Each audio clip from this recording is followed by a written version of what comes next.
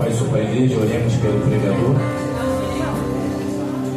Senhor Deus e Pai, em nome de Jesus, em primeiro lugar pedimos perdão dos nossos pecados, palavras, pensamentos e obras, não sejamos dignos, mas pela tua misericórdia. Que o irmão desapareça, que o Senhor apareça através da mensagem. Ele não pode desaparecer agora fisicamente, porque ainda não chegou a hora dele. Mas que o teu Espírito Santo se manifeste de uma forma especial através de cada palavra que ele falar. O Senhor é quem usa a boca do homem, abre a tua boca e eu encherei. Mas qualquer pensamento que não seja de ti, que não seja pronunciado, que a tua palavra viva, eficaz, que cura, salva, liberta, que também fere, que também condena. Essa palavra que nós conhecemos de Gênesis e Apocalipse, essa palavra que tem mostrado que o Senhor não está para brincadeira, essa palavra que está mostrando que os dias não vão ser melhores, essa palavra que dá um sustento, essa palavra que protege quem o Senhor quer guardar e proteger. Eu entrego esse homem nas tuas mãos, por essa oportunidade que foi me dada. Eu estou passando ele para as tuas mãos, não para as mãos do ministério, não para as mãos do pastor, da pastora, do ministro, nada disso. Eu estou entregando ele nas tuas mãos, que tu bote o teu microfone, o teu alto-falante, para que a tua igreja ouça o que o Espírito diz às igrejas. Toma ele nas tuas mãos, que ele perca o controle dele, porque quem tem que agir agora é o teu Espírito. Essa é a minha oração em nome de Jesus.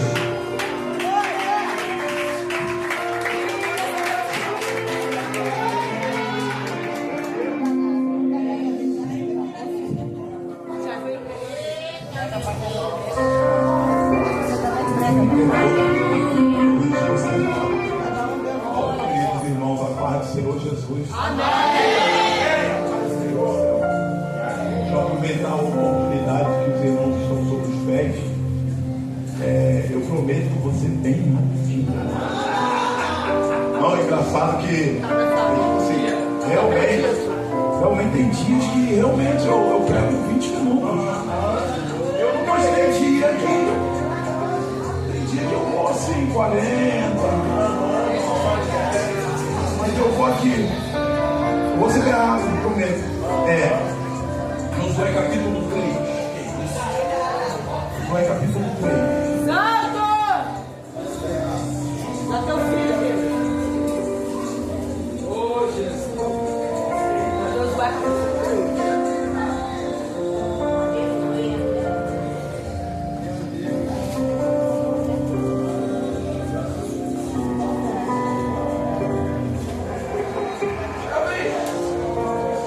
Eu vou fazer as minhas palavras, a palavra do Jean. Eu amo estar entre amigos. Eu amo. E o que eu amo sempre, a oração que eu faço são orações que envolvem, principalmente no culto, são orações que envolvem olhar primeiro, né? Deixa eu ler primeiro, estou de pé. Deixa eu dizer amém? Amém. Escrito assim: levantou-se com Josué de madrugada e partiram de Sitim e vieram até o Jordão, ele e todos os filhos de Israel, e pousaram ali antes de atravessarem. Sucedeu no fim de 3 dias que os príncipes passaram pelo meio do arraial e ordenaram o povo dizendo: quando vides a arca do concerto do vosso Deus e que os sacerdotes levitas a levam, partis vós também do vosso lugar e segue ela. Haja contudo distância entre vós e ela, como ou da medida de 1000 côvados, e não vos achegueis a ela, para que saibais o caminho pelo qual haveis de ir, porquanto por esse caminho nunca passaste antes. Disse Josué também ao povo: se separe, porque amanhã fará o Senhor maravilha no meio dos olhos. Pode tomar a cena.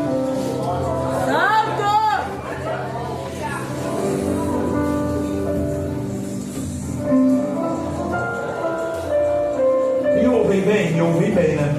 Enfim, um dos pedidos que eu sempre faço, pode ficar baixinho, um dos pedidos assim que eu sempre faço quando eu estou entre irmãos, são aqueles pedidos que envolvem mais o culto mesmo.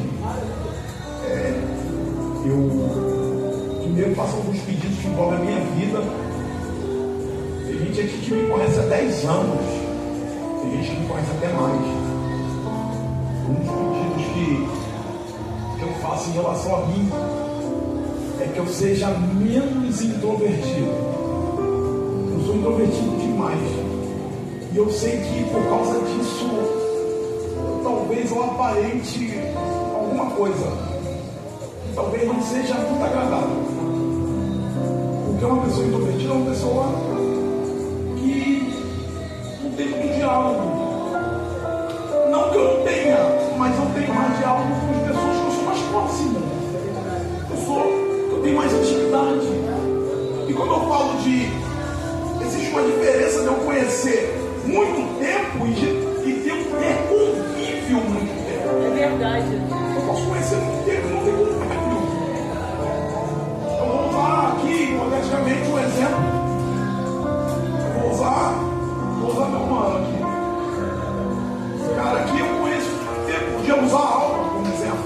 Eu conheço gente que eu não só conheço de vista, como eu conheço teve a oportunidade. Jéssica. Eu conheço a Jéssica, tá vendo? Até o nome dela eu esqueço. Eu conheço a Jéssica uns 10 anos desde lá, quando ela é de lá, né? Ela é de lá, não. Eu conheço muito tempo, mas não tenho convívio. Eu não tenho convívio. Mas eu conheço ela há muito tempo. Sei que é pregadora, ministra de Deus. É insistente, persistente.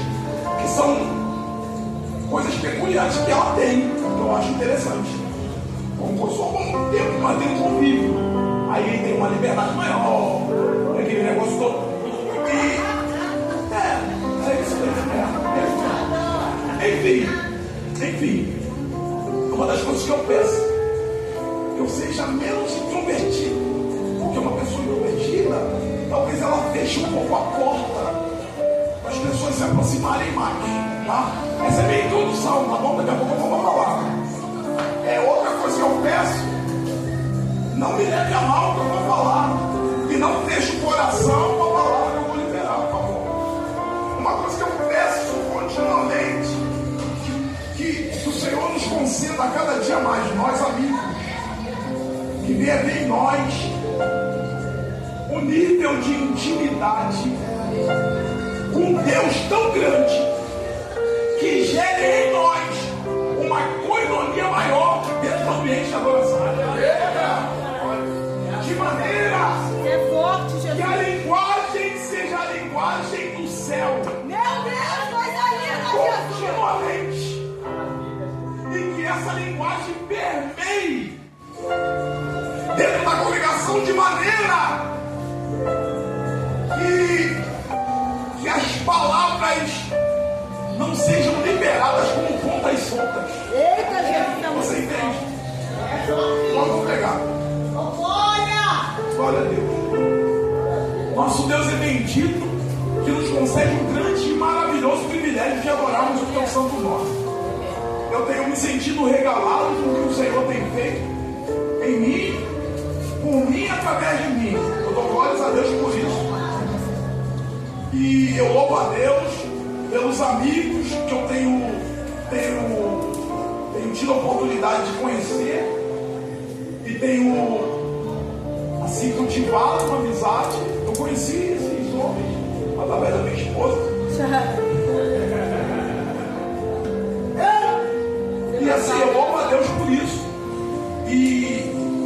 desculpa a redundância, eu peço cada dia mais a Deus que gere em mim esse sentimento de ter muitos amigos.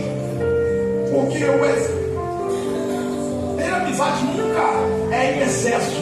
Nunca é em excesso. Porque as amizades que preenchem as lacunas vazias em tempo de calamidade. É verdade, Jesus. São as amizades. Tá bom? São as amizades. Por favor, eu vou falar um negócio aqui. Eu quero pregar. Mas ouça só. Gente, em todo o discorrer do livro poético de Salmo, e em todo o discorrer do livro poético de Jó, o texto nunca volta atrás dizendo que os amigos de Jó deixaram de ser amigos dele.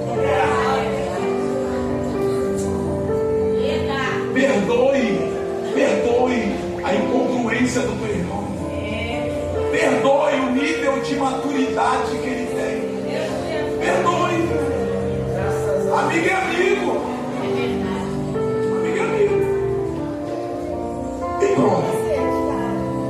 Capítulo de número 3 de Josué é o capítulo que dá ênfase a um momento específico.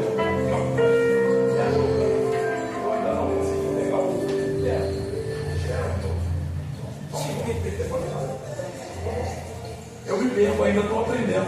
Eu me perco mesmo, quem não vai saber, eu me perco. Eu estou tentando, vai me ajudando aí. Enfim, o capítulo de número 3 é o capítulo de transição. Esse capítulo de transição ele informa algumas verdades com respeito ao instrumento que Deus está usando para liberar o povo, ou para levar o povo para o outro lado. Que depois que eles chegassem do outro lado, eles ficariam ao pé ou nas proximidades das regiões onde eles tomariam posse. Então eles estão em um momento em que eles estão saindo do deserto e entrando em uma terra. É um momento de transição. Esse momento de transição, o capítulo de número 3 revela algumas atitudes tomadas pelo instrumento de Deus chamado Josué. Logicamente que esse instrumento de Deus chamado Josué, ele só chegou até aqui nessa transição, nesse momento de transição, por causa de uma grande informação que ele teve de Deus diante de uma situação que ele viveu, que foi um momento de perda. Um momento de perda que nós conhecemos, o capítulo de número 1, que é o capítulo que nos informa em que Josué, ele está ali se lamentando. Ele está se lamentando. O lamento dele gera em torno ao grande homem de Deus que se perde, ou o grande homem de Deus que morre, um grande homem de Deus que foi muito usado. E ali ele está lamentando. O capítulo 1 é um capítulo de lamentação. E ao mesmo tempo que é um capítulo de lamentação, é um capítulo da revelação da grandeza de Deus. Não o capítulo da revelação da obra, mas o capítulo da confirmação de que a obra ainda estava de pé. Porque o fato de eu viver em momentos de lamento não significa que Deus aboliu aquilo que Ele iniciou na nossa vida.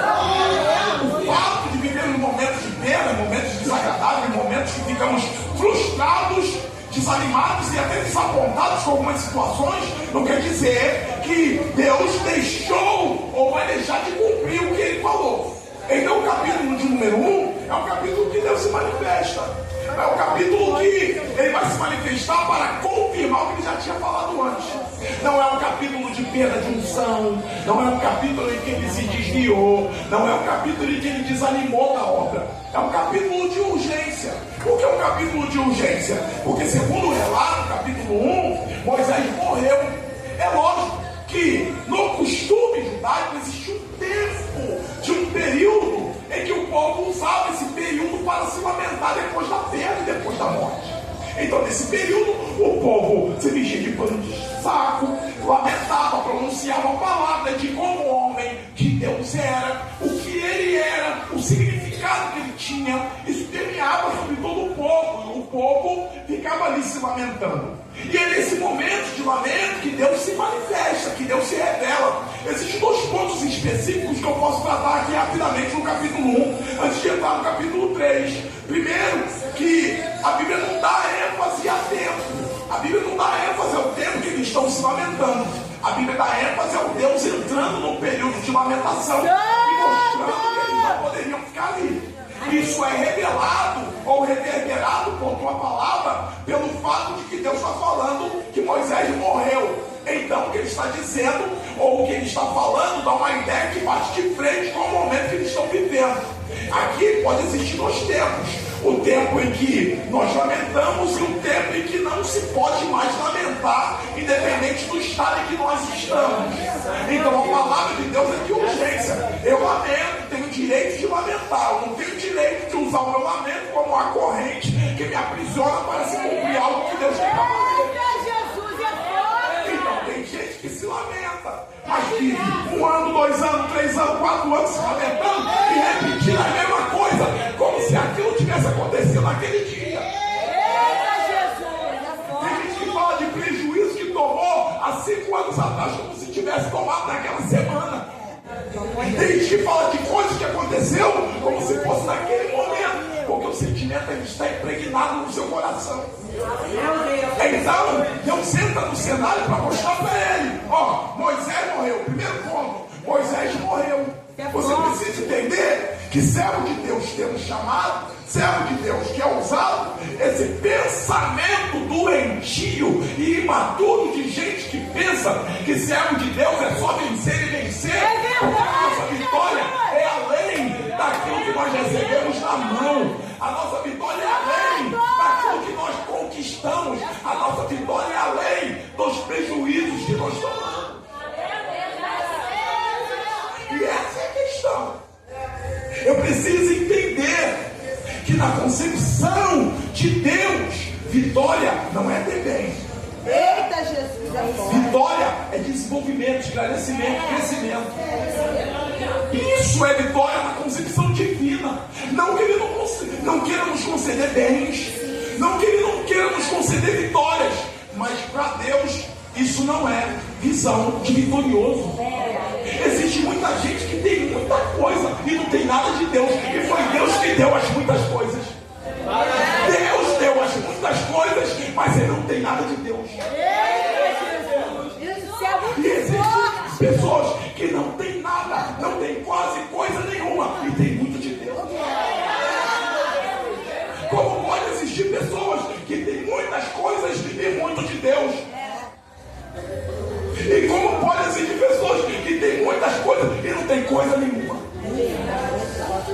Enfim, Josué, ele se torna um instrumento para libertar o povo, mas alguém que vai libertar o povo precisa primeiramente ser quebrado as correntes que o aprisionam. O aprisiona de geografia, o aprisiona de sentimentos, o aprisiona de muitas outras questões. Talvez hoje aqui Deus queira quebrar algumas correntes que aprisionam pessoas. E talvez sobre isso que eu quero desenvolver algumas verdades para os irmãos. Porque, irmãos, Deus não pode conceder: eu vou entrar e me dar licença, já estou indo. Eu sei que não vai ter. Não sei. É contigo mesmo. O que eu entendo é o seguinte: Deus não pode me dar alguma coisa específica sem antes de me tratar para poder receber aquilo. Pelo amor de Deus, eu venho todo impregnado de coisas do passado, porque Ele vai me dar alguma coisa futura. Eu estou preso naquilo.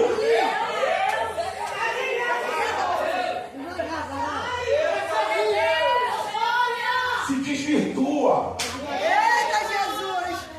Se afasta. Deixa as correntes se quebradas. Deixa as cadeias caírem. Eu vou dar licença. Mas com tanta sede ao pote, eu quero. E daqui a pouco se estraga todo. Porque esse querer é um picutinho ali, um negocinho ali. Meu Deus. E Deus está falando: deixa eu te tratar primeiro. Vai devagar, pelo amor de Deus. Deus quer quebrar cadeias. Primeiro as cadeias quebram, depois a liberdade para operações de obra, depois que a obra for operada em mim primeiro. Mas não é possível. Eu, a criança, não é possível. Enfim, Deus entra no cenário e eu vou dar licença, já fui mesmo. Tomar que dever. O que acontece está escrito, sucedeu depois da morte de Moisés, servo do Senhor, que veio uma palavra a Josué, servidor de Moisés. Então, esse ponto você já conhece. É alguém que servia a Moisés, que agora serve a Deus. Eita, Jesus, é forte isso. E só serve a Deus, porque aprendeu que para servir alguém, ele também precisa servir alguém, outra pessoa. Como servir a Deus se eu não sirvo outra pessoa? Eu não sirvo pessoas, mas quero servir a Deus, e acredito que só serve de Deus sem servir ninguém. O meu manjar primeiro, o meu pão primeiro, o melhor para mim primeiro. Deus entra no cenário para alguém que aprendeu a servir. Quem aprende a servir recebe a oportunidade de se tornar alguém mais amadurecido e capaz de cumprir propósito. Não vou nem falar para você pedir, falar para o teu irmão do teu lado, aprenda a servir primeiro. Mas não vou dizer, nem precisa.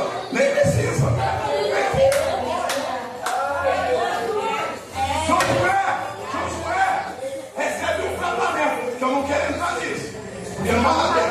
Capítulo 3 está escrito: levantou-se Josué de madrugada e partiu de Sitim, vieram até o Jordão, eles e todos os filhos de Israel se posaram ali antes de atravessar. O que acontece é que Josué entende que a palavra que ele recebe no capítulo 1 foi poderosa, capaz de movê-lo.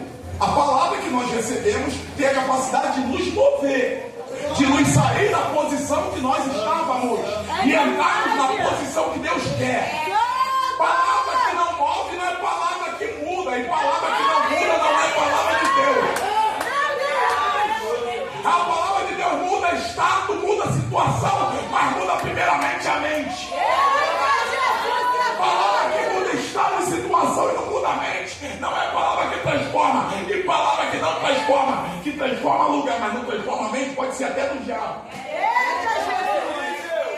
Foi o diabo que transportou Jesus, irmão.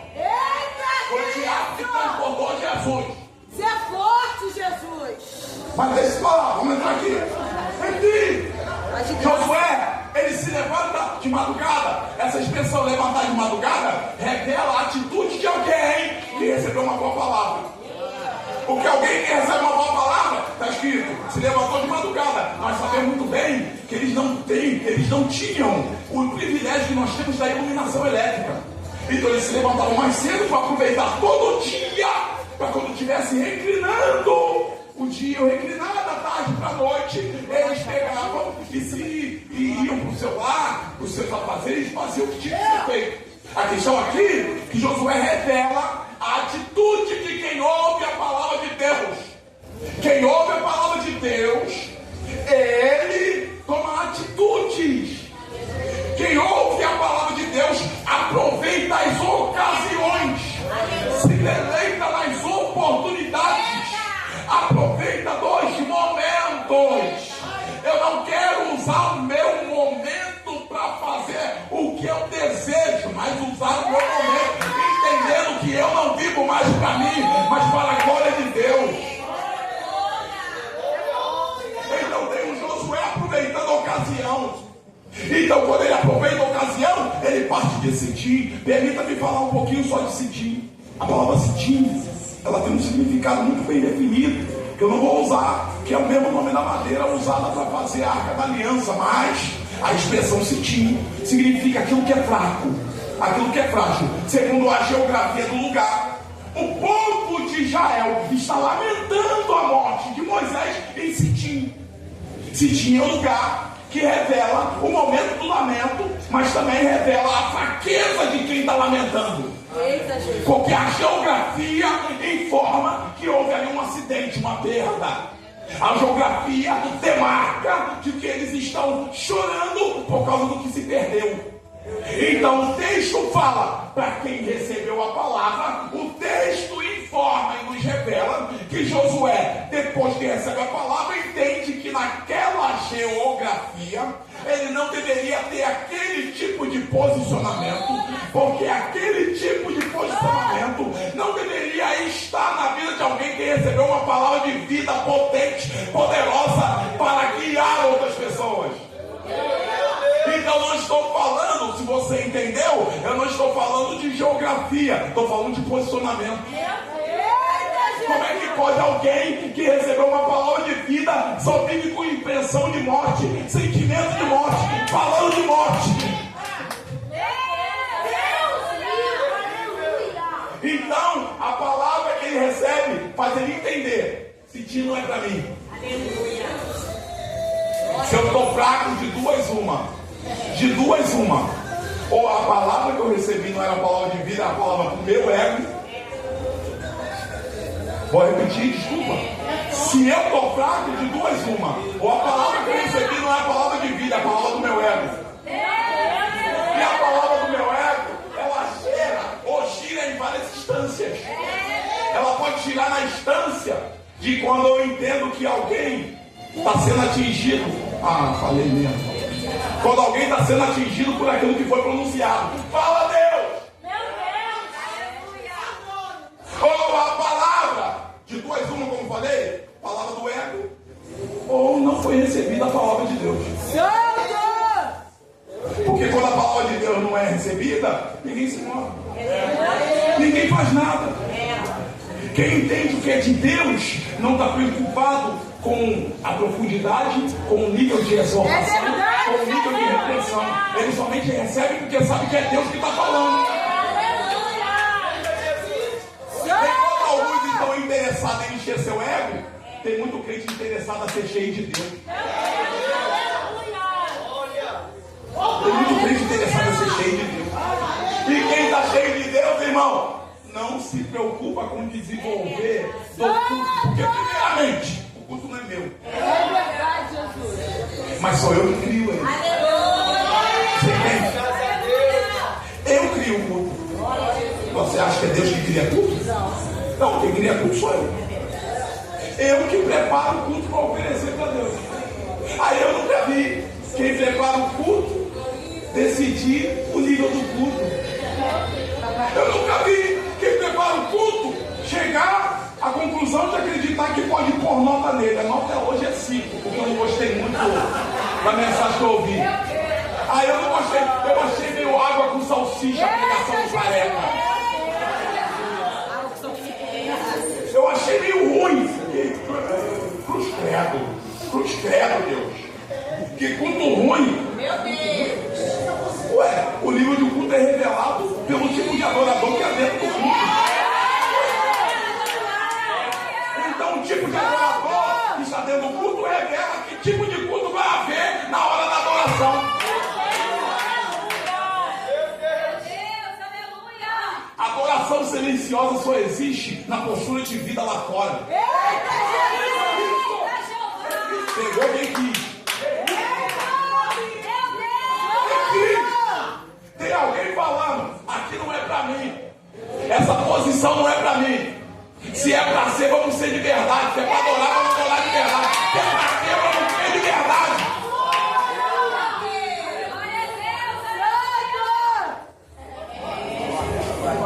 Ou eu sou adorador, ou eu sou selecionador. Selecionando o tipo de culto. Aperte aqui o clique. Agora start. Que começa o culto.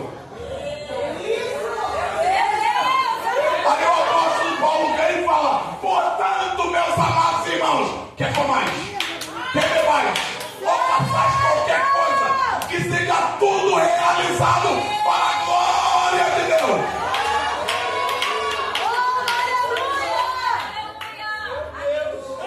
Levantou-se Josué de madrugada. Ou seja, Josué está aproveitando a ocasião. Josué é alguém que sabe quando Deus fala. Saber quando Deus fala não é uma questão de movimentos. Falei. Saber o que Deus fala não é uma questão de tudo, é uma questão de sensibilidade e intimidade com aquele autor da nossa vida. Aí vai machucar e vai doer. Irmão, são mais de 30 anos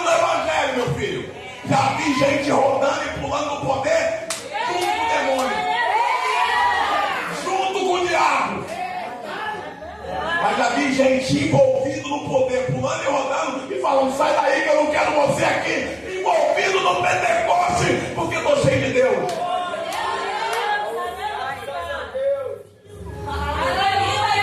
É alguém sensível, sabe que Deus falou. Sabe que Deus falou e o que Ele falou tocou.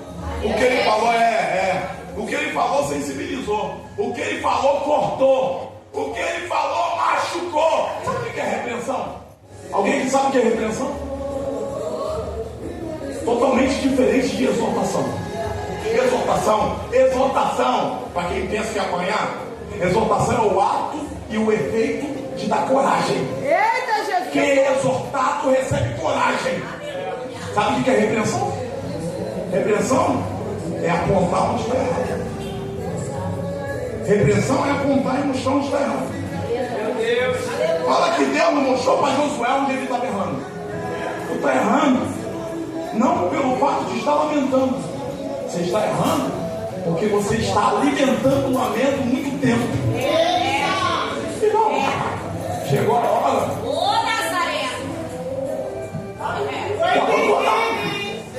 Chegou a hora de cortar o cordão umbilical. Chegou a hora.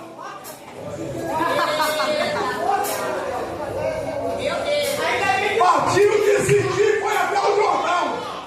É interessante que o texto fala assim, que ele parte de Sitim e vai para onde? O Jordão. A palavra Jordão todo mundo conhece, que significa aquele que desce. Ele fica no Jordão antes de atravessá-lo. Porque o Jordão é um lugar de descida. Ele está aguardando um momento específico, mas ele já desceu. Porque tem gente que quer aguardar um momento específico, mas não desce. Tem gente que quer aguardar um momento específico, mas não se quebranta. Tem gente que quer aguardar um momento específico, mas o orgulho permeia. Você vê o orgulho dilatado no semblante, mostrando que está bem, mas não está. Querendo se fazer de durão, de durona, mas está tudo estragado. Mas quem desce, aguarda o tempo certo para Deus exaltar e não aparecia. Ele fala: nós saímos de Sitim, nós tivemos que fazer força, mas a palavra nos encorajou, nos fortificou, nos quebrantou, nos levantou, e nós saímos de Sitim, lugar de fraqueza, posicionamento de fraqueza. Fala que não é um posicionamento de fraqueza. Quando o negócio fica ruim, você esquece da palavra de vida e fala logo um palavrãozão. Fala que não é. Fala que não é um posicionamento de fraqueza. Quando o negócio está ruim para você, você abre a boca e tem que comunicar aquilo que não presta. Varão palafudo, varoa palafuda.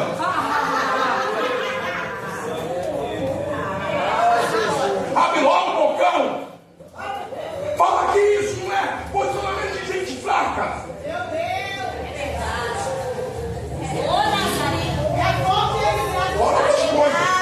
Outras coisas que não deveria. Entendendo nós que estamos em processo de amadurecimento. É verdade. Se estamos em processo de amadurecimento, tem coisas que nem devem estar entre nós. Nem deveria. Mas tudo bem, vamos lá. Ele fala que eles atravessaram e foram até o Jordão e pousaram ali antes de atravessar. Porque antes de atravessar, mesmo descendo, eu preciso de instruções. É verdade. Travessia não é feita de qualquer maneira. Lembrando e trazendo a memória dos irmãos que eles vão atravessar, eles viveram muito tempo dependendo de maná, eu vou falar. Eles viveram muito tempo dependendo de maná, dependendo de água. Hoje, o grande mistério é aquela expressão que o apóstolo Paulo fala: todos nós bebíamos da mesma fonte espiritual, que era a rocha que estava no deserto, e a rocha era Cristo, e a rocha seguia. Até hoje isso é um mistério. Que rocha é essa dentro de deserto? Nunca vi pedra em deserto. Pedra no deserto. E eles bebiam da fonte espiritual. Eles tinham sede saciada e alimento. Isso aí, eles não se esforçavam para ter, era o próprio Deus que dava. Existe uma grande diferença de receber de Deus algo que eu não me esforço e receber de Deus algo que eu me esforcei, porque Ele me deu disposição para ter. Falei, eu sei que tem gente que não pegou, mas vamos lá. Porque a gente fica muito mal acostumado. Quando a gente só tem, e Deus não usa nossas mãos para nós termos. Eita, Jesus! Glória diminui mesmo, eu sei. Aí Deus está falando, eu quero dar a terra prometida assim, mas eu vou mudar o tipo de convívio e de liberdade que eu tenho com vocês. Eu dava pão, eu vou cessar o pão. Eu dava água, eu vou cessar a água. Eu vou abençoar a mão de vocês para vocês cultivar, para vocês plantar, para vocês fazer. Tem gente que tem mão abençoada, mas não vai fazer. Tem gente que tem mão e vida para fazer e não quer.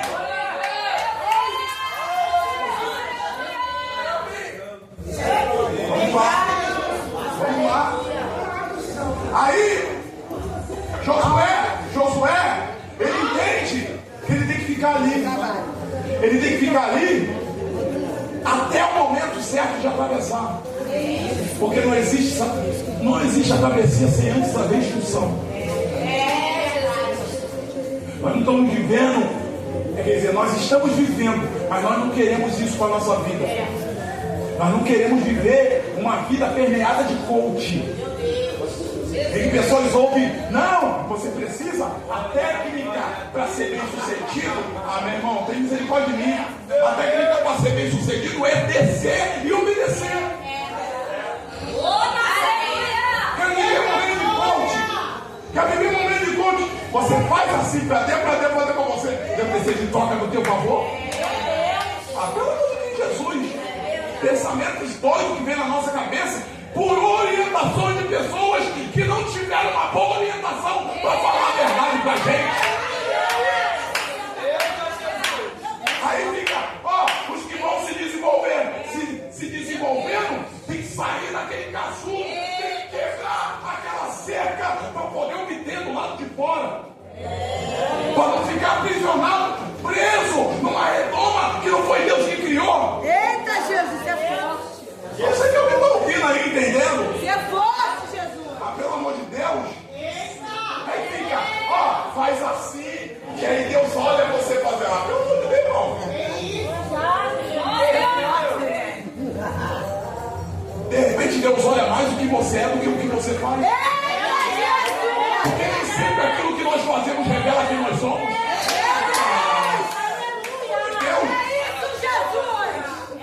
Deus. Então tem um Josué que entende que existe um certo tipo de instrução para obter um certo tipo de travessia. Quando eu falo de travessia, eu falo de crescimento. Porque do lado de cá eu encaro o deserto, do outro lado eu vou ter que encarar a gente. E tem gente que não sabe lidar nem consigo mesmo, como que vai lidar com gente. Tem gente, como eu falei, eu sou introvertido. Eu tenho que aprender a lidar com essa inversão minha. Eu quero me aproximar mais. Eu não quero ser iracundo. Eu não quero ser rabugento. Eu não quero ser reclamudo. Eu não quero ser murmurento. Eu quero ser comunicativo. Mas eu também não quero ser aquela pessoa que só porque alguém